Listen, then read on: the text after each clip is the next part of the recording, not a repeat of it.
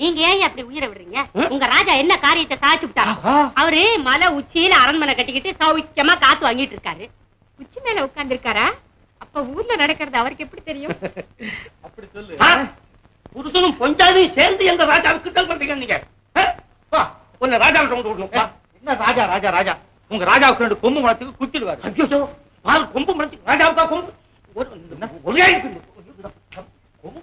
கொம்பு முளைச்சாம கம்பவுண்ட் கூட கம்பவுண்ட். ஏய் போ நீ. போ ராஜா இங்கதான் இருப்பேன். போ ராஜா. அப்பா வா வா வா. ஐயோ குடு நீ. அப்பா என்ன விளையாட்டு இது? ராஜாவா? அரசே, இது என்ன விளையாட்டு? உங்களை போன்ற நாட்டுப்பற்று கொண்டவர்கள் இருப்பதால் தான் நாட்டிலே அமைதியும் ஆனந்தமும் நிரந்தரமாக நிலவுகிறது. அம்மா, ராஜா உச்சி மேல மட்டும் இல்ல,